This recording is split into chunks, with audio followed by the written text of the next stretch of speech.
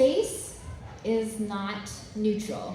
The way that our spaces and places are designed, they tell a story about who belongs, they tell a story about who does not belong, and our environments have the power to actually shape culture.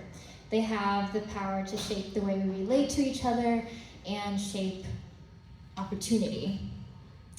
And most of us don't think about that, even though we live in space every single day, unless you're like an architect or some sort of designer working with those tools. So I wanted to share a story to start. It's the story of Chinatowns in this country.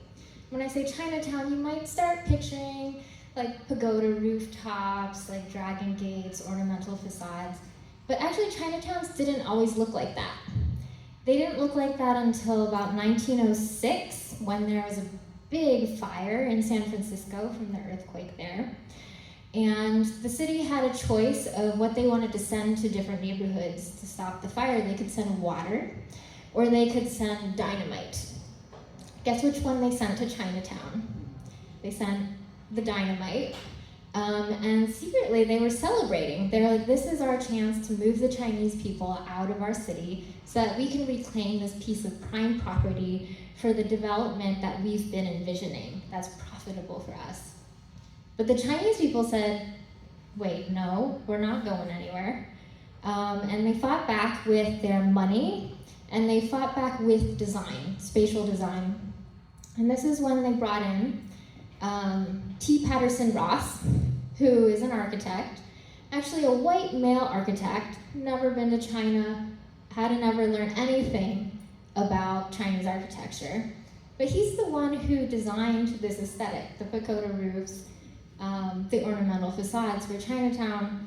And it wasn't architecture from China. It was actually a strategy for how to change perceptions within white America around whether or not they wanted Chinese people in their cities.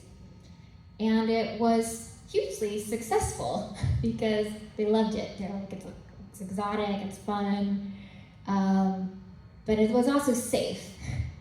And so the tourists poured in, and the money poured into Chinatown, and Chinatown got to stay. So success, right? Success story. There was also a drawback though, which is because architecture and our environments actually help to shape social perception and our social structures.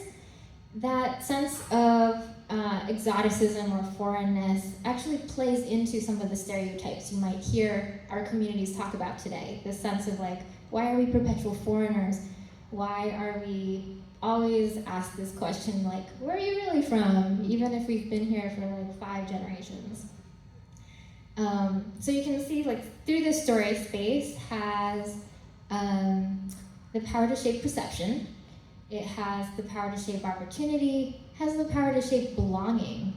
So what if we wielded all those tools for ourselves? What would we create for ourselves instead of for a white gaze, or instead of what has been taught through the Eurocentric kind of architectural design languages of today? What would we create for ourselves that would represent who we are now and also who we're becoming into the future? And that's what this panel is about. It's inspired by Asian American Town's vision for Asian American space. So, in case you're not aware, Asian American Town is the org that's been putting on this whole market every year. Fantastic market, and all of it has been in support of this idea that like maybe someday we'll actually have a permanent space that can really support community and build up our ability to gather and like really invest in ourselves.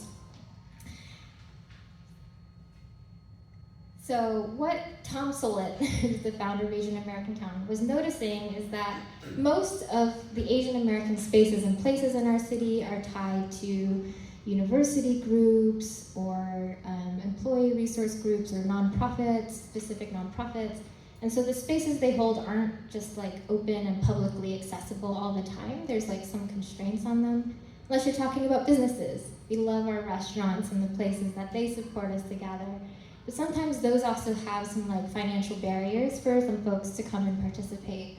So Tom's been like imagining like what is a true third space that is like open, that's accessible, and that really invests in our social, artistic, and business entrepreneurs in a way that is flexible for the ways that our communities change and our needs over time. That was a lot, but that's kind of the background behind this panel. And I think we should probably jump in. So I'll go ahead and introduce myself and have the panel introduce themselves as well. I am Sophia Chalfan Ostrans. I am an architect, I'm an artist and facilitator, and one of the directors at Collocate Design. It's a nonprofit, the nonprofit spatial justice practice where we use architecture as a tool to support our communities in building the futures we want to see, to really reinvest in our stories and our culture, and to also heal, repair from past harm. So that's a short version. So if each of you could introduce yourselves and give 1 or 2 sentences. Yeah. Tyler Nishitani, I use he, him pronouns. I'm also an architect and an artist. My work is focused on public and cultural work, primarily here in the Portland metro area. I am half Japanese and half white, Yonsei, 4th generation, 3rd generation Portland. I'm Swen Ho. I'm an urban designer. I'm a co-founding principal of Resolve Architecture Plus Planning.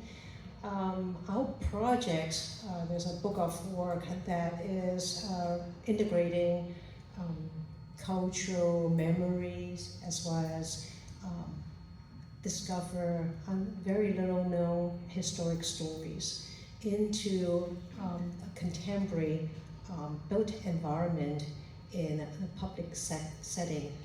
Most of our work in that portfolio, they are all accessible to anyone, anytime, any day, and that's one of the uniqueness of that portfolio.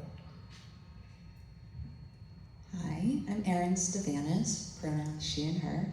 I am a design strategist and a community-based artist, and I get to work at this intersection of what I call social impact design and organizational strategy and narrative strategy as well. So I run a consulting studio based out of Portland, Oregon, and get to work with organizations and teams to imagine more radical futures for themselves.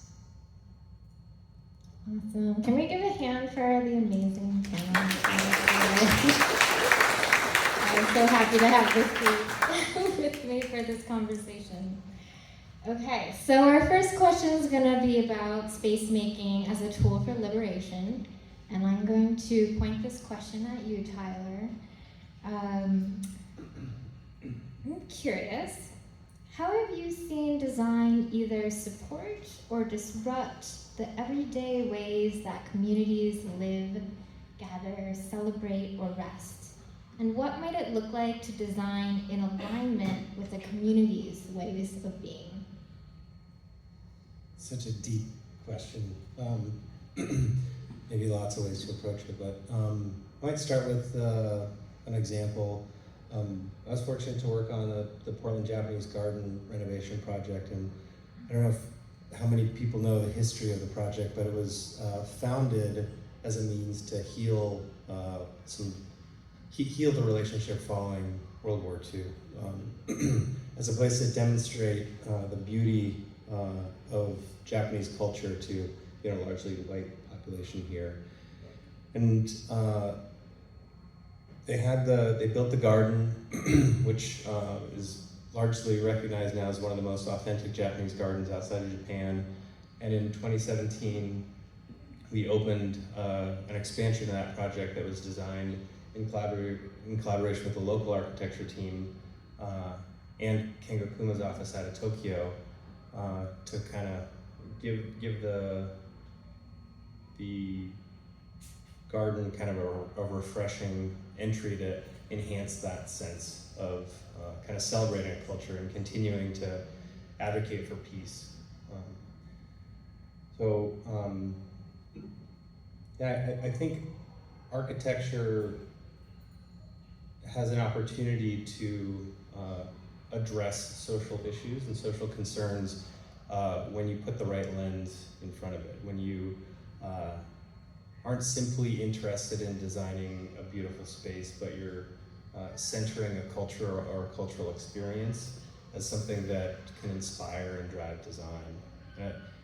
And as you know, when I sit down in the design chair at the drafting board, so to speak, these days, and we get to thinking about what inspires it, I really start to think about two different kind of approaches in my mind.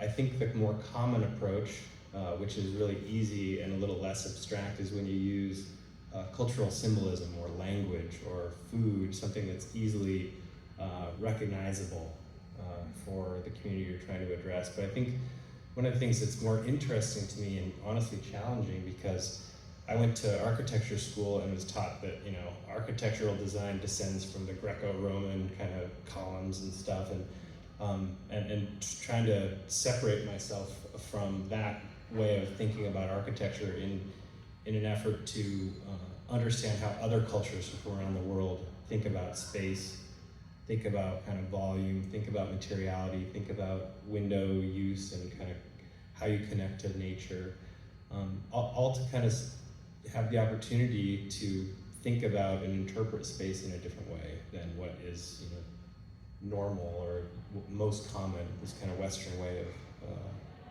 designing architecture. Yeah, I relate to that. Having grown up in this country and learned architecture in this country, sometimes I'm like, what? You know, sometimes I need to reflect on, like, what is it about typical spaces here that I experience that maybe don't quite jive with the way that my family and traditions work? And what would make it actually better? But I'm curious, Sue Ann or Erin, if you wanted to jump in on this question at all. To me, I think a separation that communities will experience in a built environment are usually very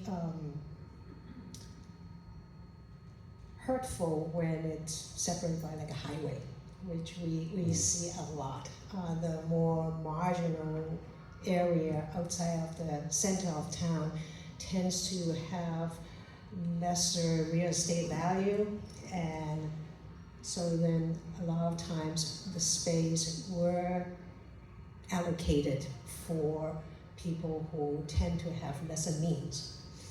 And then historically, when the community at the boundaries and edges of the urban environment start to thrive because they have created an environment that has the shared culture, that place tend to become an attraction for others to come in to enjoy the fruits.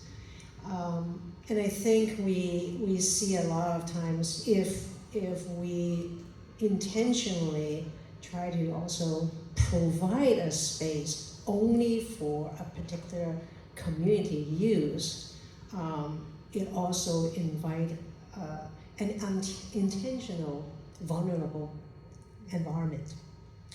So the whole topic today, we're talking about what is a space that we belong to, what is a safe space, what is a third space. And if I look at the elders in, let's say in the Asian community, you have their home, and if they do go out to a day center, that's their second space. There isn't a lot of third space, and you don't usually see that it's home or another place. But when they are engaged with their family, their grandchildren, the younger generation will take the elders to places where the younger generation love to go. Unintentionally, that becomes their third space. So that's not designed by planners or architects, but then it's based on the practice of how families navigate through their daily environment.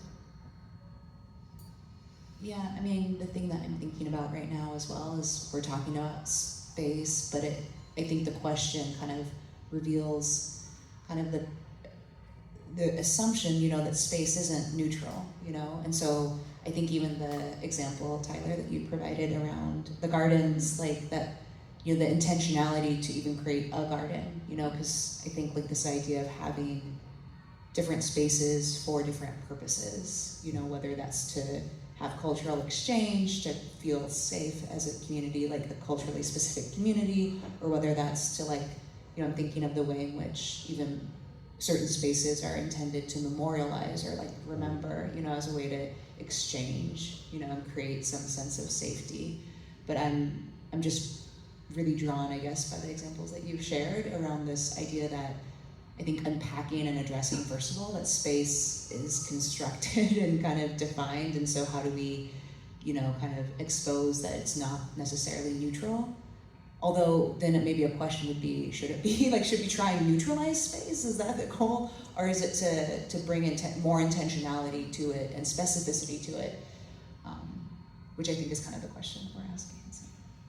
Yeah, I want to wield the power, I don't want to neutralize. But I love the example too of like the highway, because that's something I think people experience more strongly actually within the cities we're all in. And it's just like a really good example of like, sometimes we talk about in my practice that all injustice actually has a design that supports it, an architecture that supports it.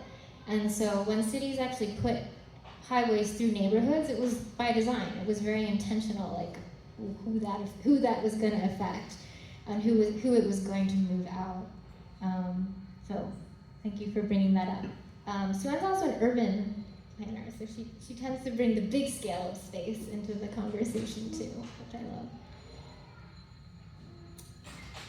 Okay, I think maybe before we move on from this question, I want to share like some examples from my experience in architecture working with cultural communities, particularly in East Portland, where when we talk about like, you know, what has your experience of space been? What are the things that have felt like good to you, and like also what are some challenges you've experienced? For example, for the Midland Library Project, talking to people about libraries. How do you experience your libraries? And there were folks coming from like Asian communities who were talking about, you know what, like in a lot of public spaces in the US, seating's really made for individuals, or like for everyone to sit on a bench and face away, like not towards each other, but like straight ahead. But like, we really like to gather in circles, or like we want to be like in this noisy living room conversation where we get to just like gossip and be loud and excited with each other. So what would it look like for our public spaces to have more collective gathering is one thing that we were thinking about at Midland. Created more gathering circles, created more like picnic table arrangements outside throughout the project. Anita, who's actually in the room, also recently shared an example with me about housing. Like, housing looks different in different cultural communities. In immigrant communities in particular, there's like larger households. And so the like typical 1-bedroom, 2-bedroom apartments in this country aren't really set up for that like nuclear family, growing family of our communities. And they also aren't set up for like the people gathering around a kitchen outside of their homes and cooking and eating together. It's all the individual units. But that's something architects can change. That's something we can actually say, like, hey, this isn't actually working for my community. So like, can we design the building in a different way? And the answer is yes. So just want to give those as examples. And then I also I actually want to invite everyone, before we move on to our next question, to close your eyes. Close your eyes. Take a deep breath in. Let it out slowly. I want you to begin to picture, what are sights or smells, sounds or tastes that are instantly familiar to you?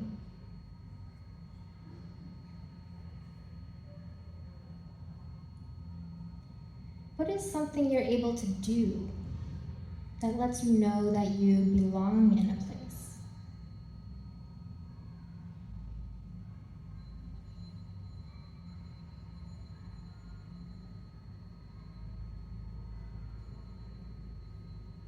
Are there places in your home or community that you feel comfortable with your traditions or your practices?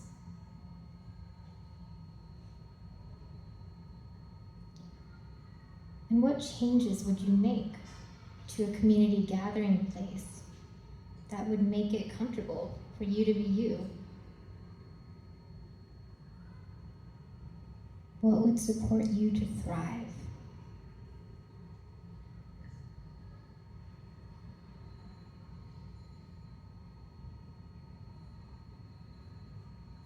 And when you're ready, you can come back to the room, open back your eyes. Just wanted to give a chance for you to pause on that. So that is very much about, how do the things that support us actually get designed into our places? Okay, our second question is about community power. It's about you being able to take those reflections and actually get them into the future of our spaces and places. So the question is, design often feels out of reach for everyday communities. What does it look like when a community has the agency, the tools, and resources to design spaces where we can truly thrive? And I would love, Erin, for you to kick us off on this one. Yeah, and maybe I can begin by just kind of, in my introduction, just to, I guess, highlight the reality that I'm not, quote unquote, a designer by trade. I didn't go to school to get a design degree, and I don't have one. But I do call myself a designer, and often I'm asked to facilitate design processes and lead community in a design process. And so my favorite question to ask is, what do people think of when they think of design? Like, what does it mean to design something? And I welcome even like answers. We've been talking about design a lot, like we've been using that word, but I'm just curious, what does design mean to you as a word? You can shout it out. I know it's kind of weird because I'm on the mic and you aren't, but any thoughts? What does design mean? Design is almost like a tool. It's a tool. Okay, great. Yeah. Any other thoughts? It's not just about this. Right. Okay, great. Yeah, we're talking about space and place, but you can design products, things. Intentional creation. And did you say something? Making things. Yeah, making things. Intentional creation. I love it. Yeah, one of the most powerful definitions of design that I love to bring into spaces when people are being asked to design and not designers is that design can be thought of as intentional consideration. And I think that helps because often in design processes, there might be a difference between like designers, I call it with a capital D, like people who have big design degrees coming in, which we need because we need buildings to be to code and we need spaces to be well thought out in places. But I think there's something really powerful when you can allow for you to be a designer. And that means that we have to get over maybe the limiting belief, if you will, that we can't design because we didn't go to school, or maybe I can't draw. Like sometimes I'll get people to be like, I can't draw. It's like, that's what we're doing. It's okay, like you don't need to be a drawer. But if design is intentional consideration, that means all of us can be designers if we can intentionally consider what exists in front of us. And I think going back then to your question of what does it look like when community is actually given the agency to design, I think it's not just about opportunity, right? But I do think it's about having tools, resources, and support. And so I think the most successful experiences, projects, collaboratives that I've seen, quote unquote, work, and work, if you unpack what that means, it looks like a lot of different things, but maybe the outcomes leaving community better than what they started with, often has a process that's built in not just the opportunity to design, but rather technical support, resources, and agency. I keep saying that, but by that I mean power, a seat at the table. And that, I think that can look like a lot of different things depending on what you're designing, if it's space, if it's place, product, process, etc. But I think even in space design, being able to recognize that there's systems in place that maybe can and should be addressed in order for community to keep that agency and seat at the table, even during and after design processes. So that's a very long-winded answer, hopefully. I think when we use the word design, I think sometimes it's very intimidating when it comes with a capital D. Mm-hmm. Like someone can use it, do it, and some people cannot. But I want to say, design, like our little friend here said, it's making things. It's also every day we make decisions on how we navigate through our physical environment. How you actually transform the place that you live that reflects your value, your sensibility of how you use your daily environment at home. What makes your home reflects who you are. You put in your design decisions. And so, as practical as what you put on every day when you get out and put some clothes on, you make decisions, and that exercises some of your idea about how it looks, how it feels, and that is a very personal way of designing who you are, right? The most kind of popular device that we all seem to have been obsessed with is the little iPhone. That is a design of a physical thing and also how it's programmed, right? It can do a lot of things. It changed the way we behave. We walk like this. We swipe, swipe, swipe. Before there was an iPhone, there's no such a thing, right? So design can definitely change who we are, for better or for worse. And if you look at as simple as, there's a very famous, when we were in architecture school, a very large tree with a big, thick canopy. And around it is just bare ground.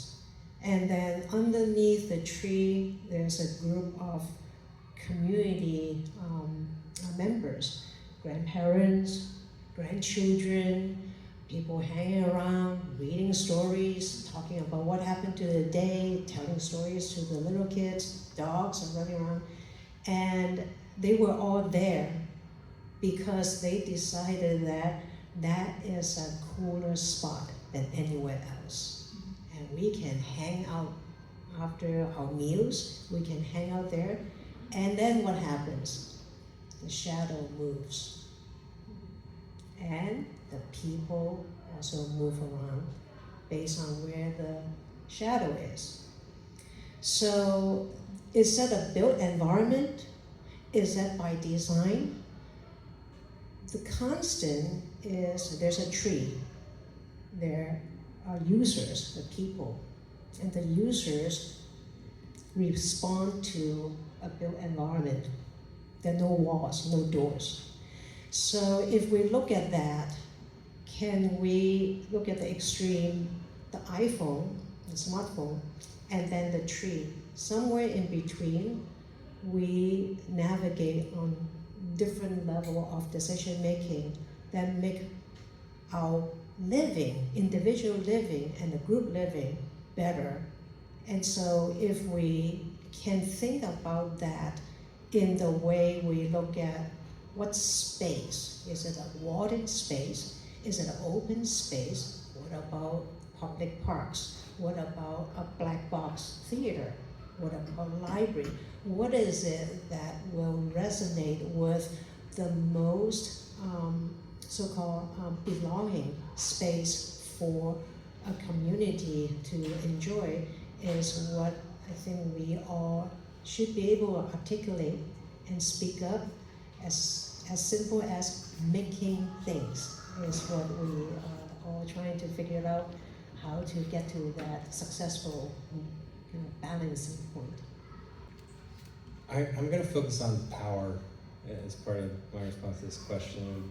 I'm going to start by kind of talking to you about the experiences that I got in the last two projects that I worked on, a pair of Multnomah County libraries that I know Sophia's also been able to work on, a different couple. And so I'm maybe interested to hear the differences in how we approached community engagement. But I want to give kudos to Multnomah County for supporting such a broad and deep community engagement process. It's pretty unique how much bandwidth they gave the design teams to go out and connect with the communities that the buildings were trying to make connections with, to represent as a starter. My team, I was with Lever Architecture at the time, designed the North Portland Library renovation as well as the Albina renovation. Both of them were Carnegie libraries that had renovations themselves and then expansions. And through the course of design, from before we started really preliminary stuff, doing masking stuff, we had a whole community engagement phase that lasted a few months, and we did community engagement all the way through the process. I think we ended up with over 88 distinct community engagement events.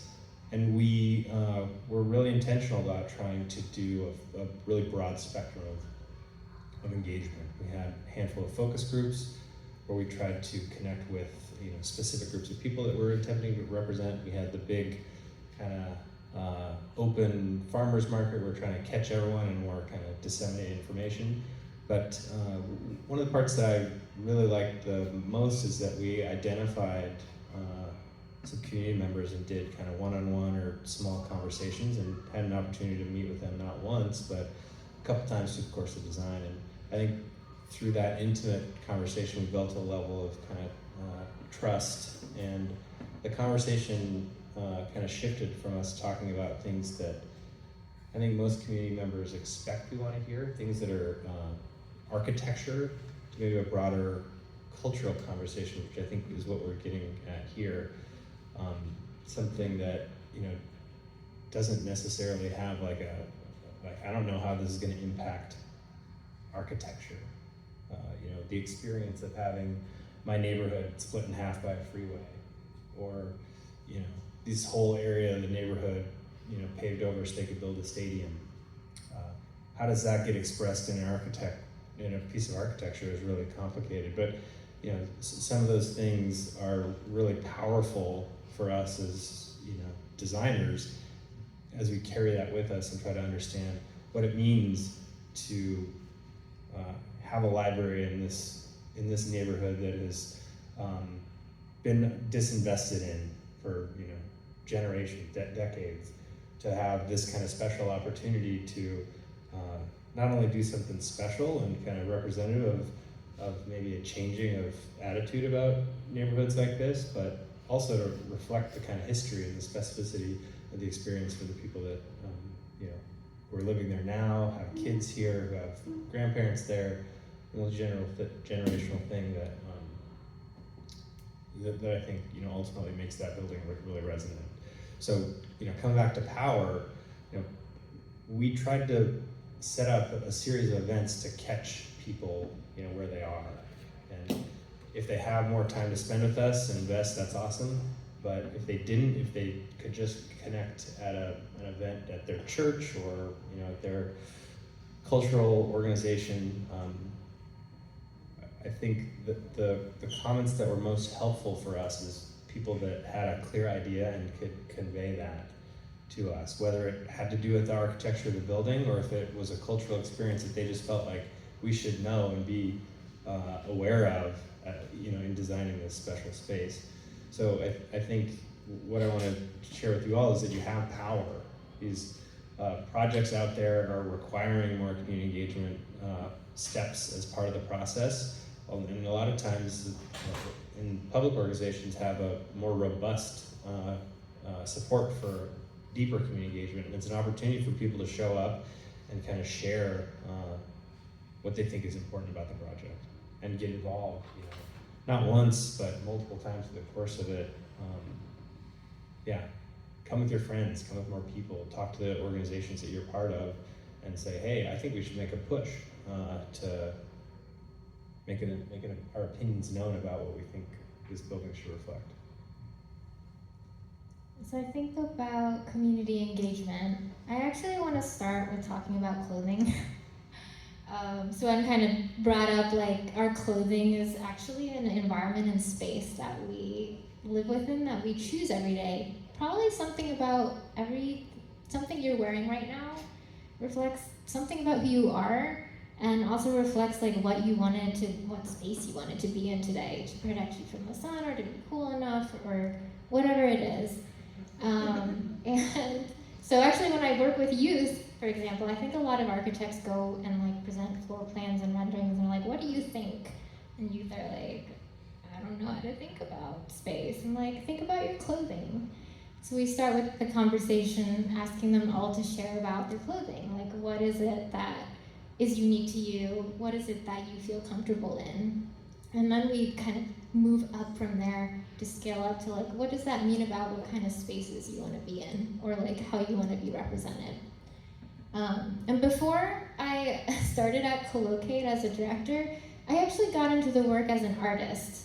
It was during the pandemic in particular, one project that really shifted things for me. I did a Artivist initiative, founded an Artivist initiative called Mask Out Hate. And it was a group of artists, BIPOC artists, Black, Indigenous, Asian, Latino, like different communities around Portland. And we were all hosting workshops for communities during the pandemic, where we were allowing people to explore like, what are the experiences of racial violence that are happening right now, but not dwelling in those, also giving a space for people to create together around like, well, if we were going to design a mask, this was back when cotton masks were still good enough, but if we were going to design a mask for ourselves, like what would we want to be on that? Would we want to scream back at the world? Would we want, like, what would we want to create to like affirm ourselves, our own cultures, and how would we want to feel protected or safe within that space? And so for me, design conversations aren't just about the building. They're also like, how do we create the space for community to be with each other and to support each other and to have conversations about like, what is our lived experience right now and what do we want to do together based on that? And so we created these masks. We had graphic designers who were taking all those conversations and making them into real designs. And those masks were fabricated by BIPOC businesses and fabricators and then distributed out into their communities. And it came out of those workshops and we were checking back in with folks, like, what was that experience like? And everyone was like, oh, that 3-hour workshop was not long enough. Like, we need more of these, we needed to go longer. And I was like, I have never heard anyone say that about an architecture workshop. Like by the end of a 3-hour architecture workshop, people are like, I'm done. Like I'm going home. And so I was just like, but you know, architecture holds all the same potential for those same conversations, for those same celebration and creativity and making together at like even a much like bigger, more exciting scale in some ways. And so as an architect, thinking about this art project I had been working on, I was like, we should do that with architecture. Like that's actually how our engagement should feel and be. And so that's kind of an answer to like maybe how Colloquiate approached engagement on some of the libraries. Like that was part of it. It was like, how do we make experiences that are joyful, that are for community, that allow us to reflect with each other, for ourselves, into design, but not just for design. Like engagement isn't for the project, it's actually for community. It's a tough one. It's a tough one because when you talk about architecture, we're talking about there's a whole pie chart of players that are decision makers that puts us into a very reactive position. We need clients to pay us to do the work. We need developers to pay to build the work. We need someone to program the space. And I think this is where it becomes very much relying on the kind of activism, the community. A lot of times, a lot of projects don't even ask the community what do they want. And so your voice is out there, but how can all of our voices be heard and be noted and not just put in a binder and put on the shelf, right? And that is where I think you need to be the active role. We are the pencils and paper. We can put things together that if the decision makers, meaning who has the money, the decision maker, if they are not so-called following through, so many times we've heard, well, we can't build it like that because we don't have the money. Yes, we know that's what the community wants. But we also have seen how projects were built with a lot of heart and with a lot of investment. And if the voices from the community can become more robust, can be heard, maybe the so-called the future of the built environment can be a lot more about what you want and not necessarily because someone else decided to use cheap material, to skip this, and that's where I think we as designers will need to help escalate your wishes and dreams that we can say, yes, this is doable, and it's a teamwork, big team. I might just add, yeah, I think that resonates with me. I think that there's a sense of responsibility for those who are leading any sort of design process to help end users, whether that's folks who are going to be in a space or using a product or process or system or tool, to navigate the complexity that is behind the thing. Like I think with space in particular in buildings and even libraries, it's not visible after the library is built how it came about. Like it's not, I think it exists as a building which seems fixed, especially buildings, maybe gardens less so, but like I think that so much space seems fixed, even though we know that buildings can get torn down. But I think, if I can just say that, like maybe a question I would have is like, how does one hold space makers accountable when spaces don't work? Because where do you go if it's just not working? I actually wanted to name, and I don't know when a good place to just like jump in and say about the Midland Library specifically, but Multnomah County Libraries at large. So I'm a transnational adoptee, and I wasn't born in Portland, but I was raised here on the east side, and Midland Library was my third space growing up as a kid. So there's a very dear part of, it's very near and dear to my heart when I found out that Colloquy and Sophia, like that you were were helping with that revitalization. It's gone under a couple renovations since I was a child, but I think like I just have such fond memories specifically of that branch, OG branch, and the safety I felt in that space as an adoptee, especially in like the 80s and 90s in Portland. I still think I'm not even aware of the way in which that experience, really shaped who I was. But I do know that there's only a few spaces where, my curiosity wasn't really questioned. And I think that when I think of the purpose of the library really as a space, how does it also invite that imagination? I think that there's a lot of,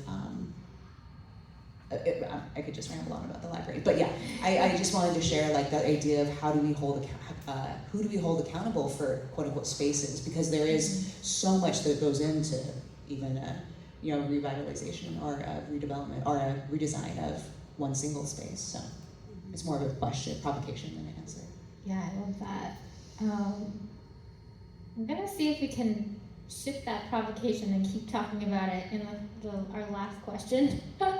Our last question is about authenticity. So we're often asked to make a space feel culturally authentic, but what is authenticity? What does it look like, especially across a wide range of Asian American experiences?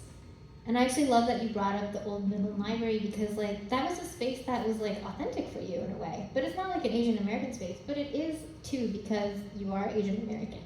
So like how do we actually think about authentic Asian American space that's built for the range of our experiences? And I'm gonna ask Swen to I did a little bit of homework. So first of all, the word authentic, a lot of times we see it on restaurants. Oh, this is an authentic Thai restaurant. Oh, this is authentic Vietnamese restaurant. What is it that makes it authentic, and why do we need that, right? And then we were looking at, oh, that's not how you make that dish. That's not authentic. Who has the authority to say that's authentic or not authentic? Why use that word? What difference does it make? My mom told me the food I cook, I grew up in Hong Kong and I love cooking.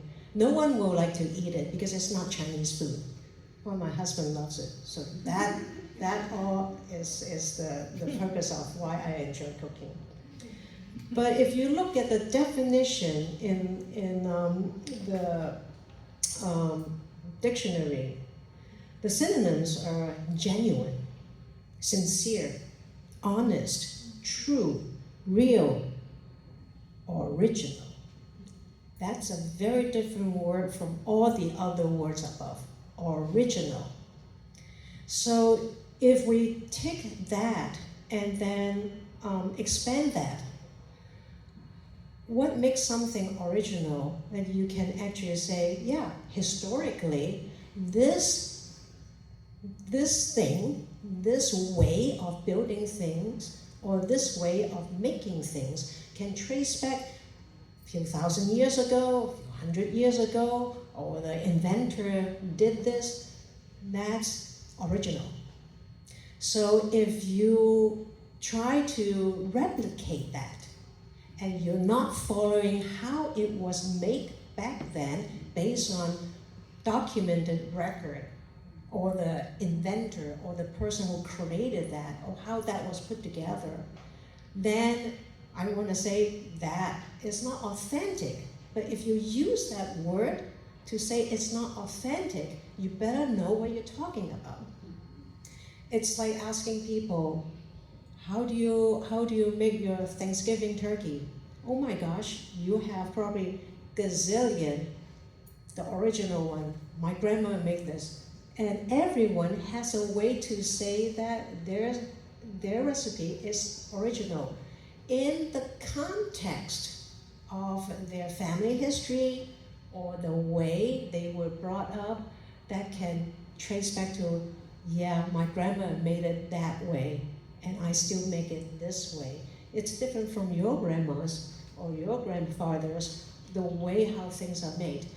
But when people were starting to say we're not culturally, if it's authentic or not, let's talk about what context that was kind of described in. And so a lot of times I think we back off. We think that if we are not doing things authentically or true to the original, we are lesser of value or quality. And for us designers, we are not going to be duplicate things that were done in the past. We interpret. We replicate the information. We get inspiration from what was done, how it was done before. And in today's world, in your future world, you use your best way to interpret what you are going to make, right? You like to make things. So you make things in a way that is honest, true to what your intention is. You're not going to create something that's fake. And if you can process that and then bring joy to the other people, I think that is as much so-called authentic design as you can make. So don't be afraid to do what you think is true to what your intention is and make it in a way that is real, true, and it's going to be able to describe your heart. That's authentic. That's it. I stated in my introduction I'm half white, fourth generation Japanese, and my family history goes through being on the West Coast during World War II. My grandparents fortunately weren't interned, but were living here on the West Coast following the war, and generationally what the impact that had on my grandparents and my father is that my dad and his siblings were raised as American as they possibly could be.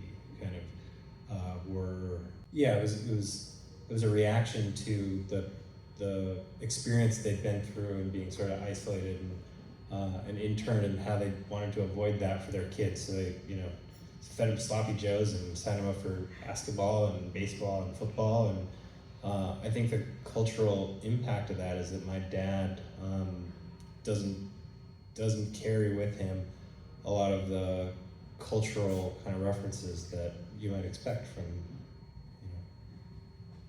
a person of that culture. And so now my generation, now that there isn't as overt a discrimination against Japanese people, my grandparents sort of encouraged me to kind of get back into the Japanese cultural side, but it's not a thing that I necessarily learned from a broad kind of cultural community. It's things that I've kind of picked out. So I feel like my whole life I've been trying to figure out what's authentic, because I didn't feel like I had that innately, and being half white also is a factor in that. So I think authenticity in terms of design is a really complicated determination, and I don't know that there is anyone that could rightly claim that I can determine what is authentic and what is not. But as a designer, I think what I found value in is just immersing myself in research and figuring out, if we use the food analogy, what is that ingredient and where did that come from, and where did that first get introduced, and maybe there's a different path, and just to try to use that to broaden my cultural understanding, and ultimately kind of inform the toolkit that I have to sort of deploy when I feel like it's appropriate or right. I don't. I think authenticity was a really big goal for the Japanese garden expansion project, and I think that's why they invited 3 Japanese architects to come across the Pacific to be lead designers on the project. But I think, and I think it was successful in a lot of ways that we have contemporary interpretation of Japanese architecture here in Portland.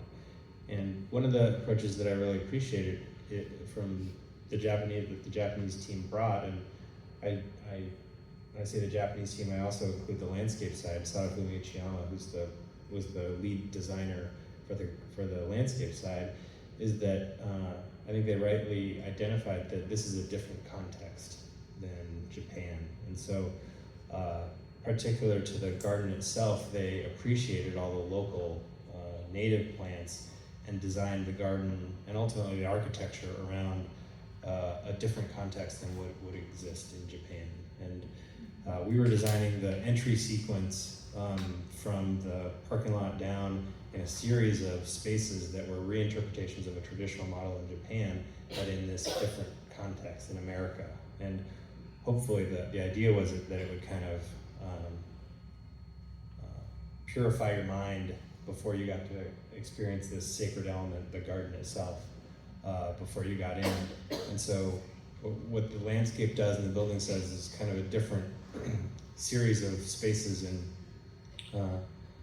architectural kind of configurations for an American audience than it might be for a Japanese audience. So, I don't know if you consider that architecture authentic, because it's different than the origin. It's, yeah, I think it's hard not to, once you get into research, think of anything as pure. Everything is influenced by other things and other times over history. So, sure, maybe in 50 years, people will look back at the Japanese garden and be like, that's an authentic Japanese-American architecture, but... It's interesting because a lot of times when we encounter architecture such as the Japanese garden, the pavilion, the word came to my mind is, it's so zen, right? It's a state of mind. And that, I think, is very Japanese. Yeah. So if that is how I feel that that's very authentic. Great. Because it captures the essence of some of that value and spirit and mindset. I also love that example because, to be Asian American isn't really to be one thing. I feel like my whole experience with being Asian American is living between cultures, or navigating between different identities and pieces of myself and places my family has been and come to. And so I just learning that about the Japanese garden, where it's not just trying to be one thing, it's actually understanding its place and bringing together different cultures and places and lives is kind of fascinating. Thank you for sharing that. I do want to add, my daughter here is in the front row. She is at the Japanese immersion school at Richmond learning Japanese, which I don't know, and she knows more Japanese than I do, so it's a strange feeling relying on your public school system to teach culture, your heritage, cultural heritage to your offspring. Yeah. I'll just add very quickly. So, as an adoptee, my relationship with Asian American identity is complex, as I kind of mentioned before. I think the thing that I just want to, I've heard in the answers so far has been that, I think what in my design processes, the thing that I really try and encourage, and we've already talked about it, is that sense of agency. What does it look like to give yourself permission to not just say what you think, powers want to hear and provide that kind of feedback, but really and not even feeling like you need to speak for, you know, an entire community, you know, obviously as well, but rather just being able to show up, I will use authentically, who you are. Like how can you actually even just be authentically you? And I think that's hard enough. And then bringing that, you know, perspective into the spaces and places where you're being asked to contribute, I think that is, you know, how we make something better.